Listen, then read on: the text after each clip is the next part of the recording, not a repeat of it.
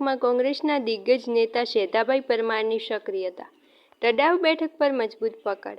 થરાદ વાવ જિલ્લાના રાજકારણમાં અત્યારે ગરમાવો જોવા મળી રહ્યો છે. ત્યારે વાવ અને થરાદ વિસ્તારમાં વર્ષોથી પાયાના સ્તરે કાર્યરત એવા કોંગ્રેસના દિગ્ગજ નેતા શેધાભાઈ પરમાર ફરી એકવાર ચર્ચાના કેન્દ્રમાં છે. તડાવ જિલ્લા પંચાયતની બેઠક પર તેમનું નામ અને કામ બંને અત્યારે લોકમુખે સંભળાઈ રહ્યા છે. શેધાભાઈ પરમાર માત્ર રાજકીય નેતા જ નહીં પણ એક ઘનિષ્ઠ સામાજિક કાર્યકર તરીકેની પણ છબી ધરાવે છે. તેઓ છેલ્લા ઘણા સમયથી તડાવ, વાવ અને થરાદ વિસ્તારમાં પાયાના સ્તરે લોકોની સેવા કરી રહ્યા છે.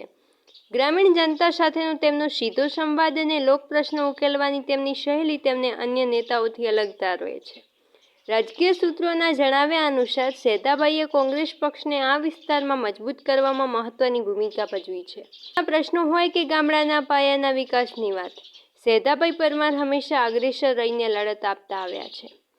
વિસ્તારના સ્થાનિક લોકોનું એવું માનવું છે કે શેધાભાઈ એક નેતા છે જે સામાન્ય માણસની તકલીફને સમજે છે. તેમની લાંબા સમયમાં વાવ થરાદના રાજકીય ફલક પર શેધાભાઈ પરમારનું નેતૃત્વ કેવો વાંક લાવે છે તેના પર સૌની મીટ મંડાયેલી છે. Bureau chief PJ Chaudhary, Vav Tharad. મારું ગામ તડાવ છે અને મારા ધર્મપત્નીએ હાલ કોંગ્રેસ પાર્ટીમાં જિલ્લા પંચાયત તડાવ 28માં દાવેદારી નોંધાવેલ છે. શું તમારી ધર્મપત્નીનું નામ છે? પરમાર અંબાબેન સદાભાઈ. જીત્યા પછી તમને આમ વિશ્વાસ છે કે હું જીતશું? અમને પૂરેપૂરો વિશ્વાસ છે. અને જીત્યા પછી કયો મુદ્દો પહેલો લેશો તમે હાથમાં? અમે આ બાજુના ખેડૂતોના અને પછાત વર્ગના પહેલા પ્રશ્નો ઉપાડીશું.